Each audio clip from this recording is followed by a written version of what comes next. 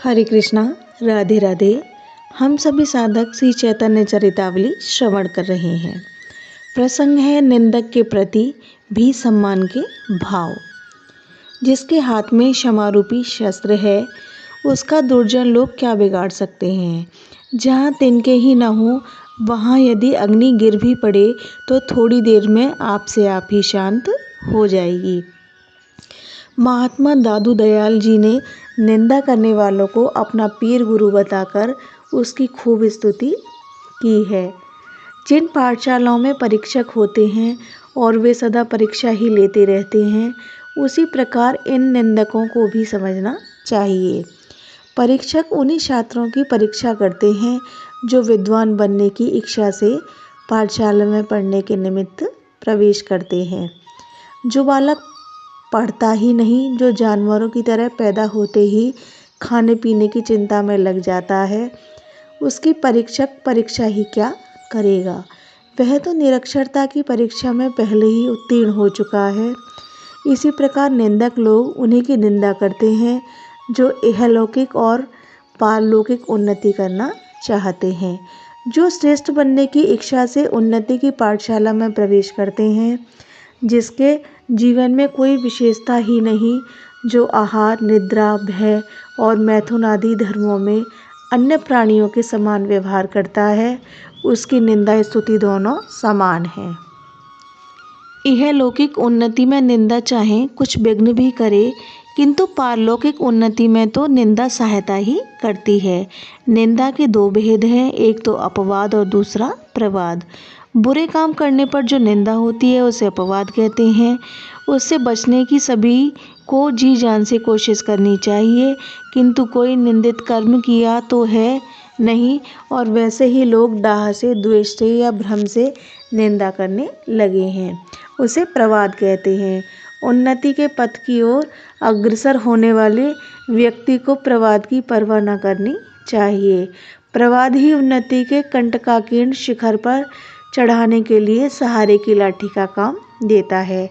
जो लोक रंजन के लिए प्रवाद की भी परवाह करके उसकी अयथार्थता लोगों पर प्रकट करते हैं, वे तो ईश्वर हैं। ईश्वरों के तो वचनों को ही सत्य मानना चाहिए, उनके आचरणों की सर्वत्र नकल न करनी चाहिए। धोबी के प्रवाद पर निष्कलंक और पतिपरायणता सती साध्वी जगन माता सीता जी को श्री रामचंद्र जी ने त्याग दिया। लोगों के द्वेष लगाने पर भगवान स्यंतक मणि को ढूंढते ढूंढते परेशान हो गए। ये कार्य उन्हीं अवतारी पुरुषों को शोभा देते हैं।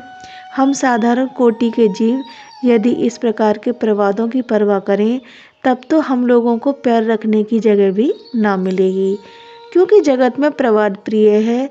इसे दूसरों की झूठी निंदा करने में मजा मिलता है। ऐसे ही एक निंदक महाशय स्वामी रामचंद्रपुरी प्रभु के समीप कुछ काल रहे थे। उनका वृतांत सुनिए। भगवान माधवेंद्रपुरी श्री शंकराचार्य के 10 नामी सन्यासियों में होने पर भी भक्ति भाव के उपासक थे। वे ब्रज बिहारी को ही सविशेष, निर्विशेष, साकार, निराकार और देशकाल और कार्य कारण से पृथक सच्चिदानंद स्वरूप ब्रह्मा समझते थे। वे निर्विशेष ब्रह्मा की निंदा नहीं करते थे। उनका कथन था, भाई, जिन्हें निर्गुण निर्विशेष ब्रह्मा के ध्यान से आनंद आता हो, वे भले ही ध्यान और अभ्यास के द्वारा उस निराकार ब्रह्मा का ध्यान करें, किंतु हमारा मन तो उस यमुना के पुलिनों पर गौओं के पीछे दौड़ने वाले किसी श्याम रंग के छोकरे ने हर लिया है। हमारी आंखों में तो वही गड़ गया है, उसके सिवा हमें दूसरा रूप भाता ही नहीं। विश्व हमें नीला ही नीला दिखता है। ये रामचंद्र पुरी जी भी उन्हीं भगवान माधवेंद्रपुरी के शिष्य थे। उनके शिष्यों में परमानंदपुरी, रंगपुरी, रामचंद्रपुरी और ईश्वरपुरी आदि के नाम मिलते हैं। इन सब में ईश्वरपुरी ही अपने गुरु में अत्यधिक श्रद्धा रखते थे और उनकी छोटी से छोटी सेवा अपने ही हाथों से करते थे। इसलिए इन पर गुरु महाराज का प्रसाद सबसे अधिक हुआ और उसी के फलस्वरूप इन्हें गौरांग महाप्रभु के मंत्र दीक्षा गुरु होने का लोक विख्यात पद प्राप्त हो सका। ये रामचंद्रपुरी महाशय पहले से ही सूखी तबीयत के और गुरु निंदक थे। जब भगवान माधवेंद्रपुरी का अंतिम समय आया और वे इस नश्वर शरीर को परित्याग करके गोलोक को गमन करने लगे, तब श्री कृष्ण विरह में छटपटाते हुए रुदन करने लगे। रोते रोते वे विकलता के साथ सांस भर भर कर वेदना के स्वर में कहते, हाँ नाथ, तुम्हें कब देख सकूंगा, मथुरा में जाकर आपके दर्शन ना कर सका। हे मेरे मनमोहन, इस अधम को भी उबारो, मैं आपके विरह जन्य दुख से जला जा रहा हूँ। उनकी इस पीड़ा को, विकलता को, कातरता और अधीरता को कोई सच्चा भगवत रसिक ही समझ सकता था। शुष्क तबीयत की अखंड प्रकृति से ज्ञानाभ्यासी रामचंद्रपुरी इस व्यथा का मर्म क्या जाने। उन्होंने वे ही सुनी हुई ज्ञान की बातें छांटनी शुरू कर दी। उन शिक्षक मानी महात्मा को यह भी ध्यान नहीं रहा कि जिन महापुरुष से हमने दीक्षा ली है वे भी इन बातों को जानते होंगे। वे गुरुजी को उपदेश करने लगे, महाराज, आप ये कैसी मोह की सी भूली भूली बातें कर रहे हैं। यह हृदय ही मथुरा है, आप ही ब्रह्मा हैं, जगत त्रिकाल में भी नहीं हुआ। आप इस शोक को दूर कीजिए और अपने को ही ब्रह्मानुभव कीजिए। धीरे से क्षीण स्वर में महाराज ने अपने प्रिय शिष्य ईश्वरपुरी महाराज को बुलाया और उन्हें आज्ञा दी कि रामचंद्र को मेरे सामने से हटा दो। रामचंद्रपुरी गुरु की असंतुष्टता को लिए हुए ही बाहर हुए। भगवान माधवेंद्रपुरी ने श्री कृष्ण कहते हुए और अंतिम समय में इस श्लोक का उच्चारण करते हुए इस पांच भौतिक नश्वर शरीर को त्याग दिया। हे दीनों के ऊपर दया करने वाले प्रभु, हे दयालु, हे मथुरानाथ, तुम्हारे मनोहर मुख कमल को कब देख सकूंगा। नाथ, यह हृदय तुम्हें न देखने के कारण कातर होकर तुम्हारे लिए छटपटा रहा है, चारों ओर घूम रहा है। हे प्राणवल्लभ, अब मैं क्या करूं, कहाँ जाऊं। पुरी महाराज के निधन के अनंतर ईश्वरपुरी महाराज तो गौड़ देश की ओर चले गए और रामचंद्रपुरी तीर्थों में भ्रमण करते रहे।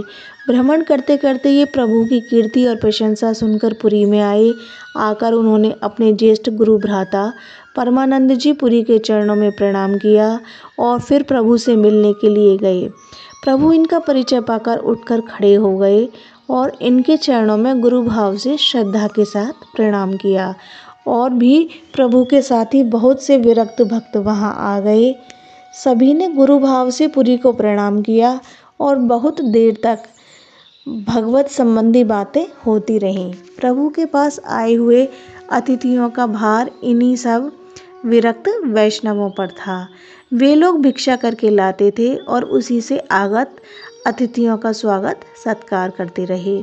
महाप्रभु की भिक्षा का कोई नियम नहीं था। जो भी भक्त निमंत्रण करके प्रसाद दे जाए उसे ही प्रभु पा लेते थे। सार्वभौम भट्टाचार्य आदि गृहस्थी भक्त प्रभु को अपने घर पर भी बुलाकर भिक्षा कराते थे और विरक्त भक्त भी बारी बारी से प्रभु को भिक्षा करा दिया करते थे।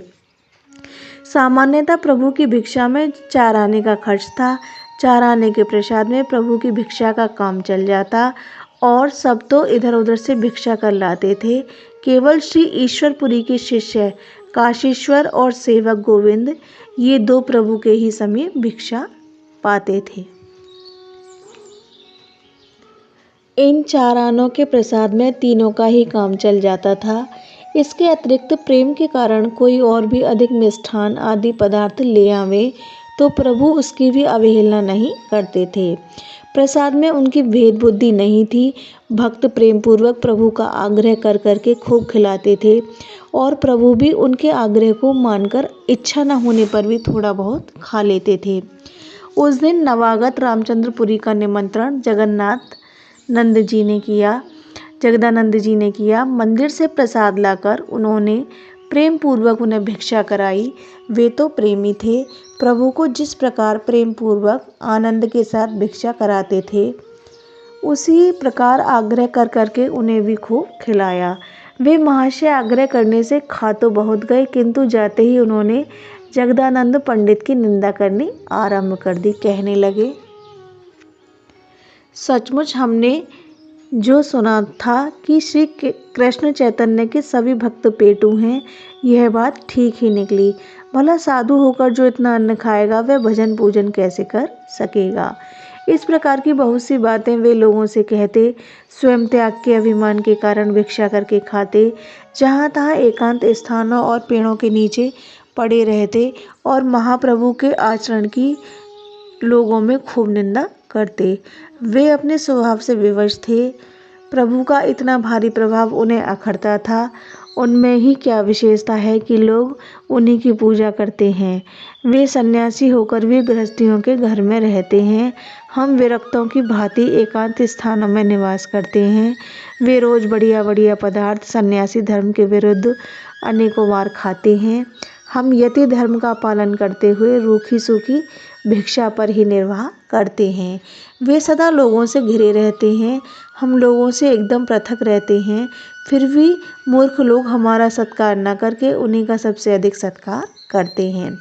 मालूम होता है लोग यति धर्म से अनभिज्ञ हैं।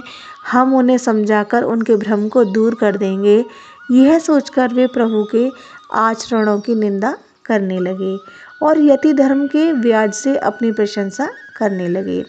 भक्तों ने जाकर यह बात प्रभु से कही। प्रभु तो किसी के संबंध का निंदा वाक्य सुनना ही नहीं चाहते थे, इसलिए उन्होंने इस बात की एकदम उपेक्षा ही कर दी। रामचंद्र जी उनके स्वभावानुसार प्रभु की तथा उनके भक्तों की सदा कड़ी आलोचना करते रहते थे। एक दिन वे प्रातःकाल प्रभु के पास पहुँचे। उस समय प्रभु समुद्र स्नान करके बैठे हुए भगवान नामों का जप कर रहे थे। एक ओर सुंदर कमंडलू रखा था, दूसरी ओर श्रीमद् भागवत की पुस्तक रखी थी। रात्रि की प्रसादी मालाएं भी वहां टंग रही थीं। पुरी को देखते ही प्रभु ने उन्हें उठकर सादर प्रणाम किया और बैठने के लिए आसन दिया। जिस प्रकार मीठा और विष्ठा पास पास रहने पर मक्खी की दृष्टि विष्ठा पर ही जाती है और वह मीठे को छोड़कर विष्ठा पर ही बैठती है, उसी प्रकार छिद्रान्वेषण स्वभाव वाले रामचंद्रपुरी की दृष्टि सामने दीवार पर ही चढ़ती हुई चींटियों के ऊपर पड़ी। दीवार पर चींटियों का चढ़ना कोई नई बात नहीं थी, किंतु वे तो छिद्रान्वेषण के ही निमित्त आए थे। इसलिए बोले, क्यों जी, हम समझते हैं तुम मीठा बहुत खाते हो, तभी तो तुम्हारे यहाँ इतनी चींटी हैं। प्रभु इसे अस्वीकार न कर सके। उन्होंने सरलता के साथ कहा, भगवान के प्रसाद में मीठे खट्टे का विचार नहीं करता। पुरी ने अपना गुरुत्व जताते हुए कहा, यह बात ठीक नहीं है। ऐसा आचरण यति धर्म के विरुद्ध है। सन्यासी को स्वादिष्ट पदार्थ तो कभी खाने ही नहीं चाहिए। भिक्षा में जो भी कुछ रूखा सूखा मिल जाता उसी से उदरपूर्ति कर लेनी चाहिए। साधु को स्वाद से क्या प्रयोजन। तुम्हारे सभी भक्त खूब खाते हैं और तांदपट्टा सोते हैं। भला इतना अधिक खाने पर भजन कैसे हो सकता है। सुना है तुम भी बहुत खाते हो। प्रभु ने अत्यंत ही दीनता के साथ कहा, अब आप जैसा उपदेश करेंगे वैसा ही करूँगा। पुरी ने कुछ गर्व के स्वर में कहा, हम क्या उपदेश करेंगे, तुम स्वयं समझदार हो। सन्यासी होकर सन्यासियों का सा आचरण करो। इस दुकानदारी को छोड़ो। लोगों का मनोरंजन करने से क्या लाभ। सन्यासी का जीवन तो घोर तितिक्षा में होना चाहिए। यह सुनकर प्रभु चुप हो गए और रामचंद्रपुरी उठकर चले गए। यह प्रसंग अब यहीं विश्राम लेता है। आगे का प्रसंग साधक कल श्रवण करेंगे। हरे कृष्णा, राधे राधे।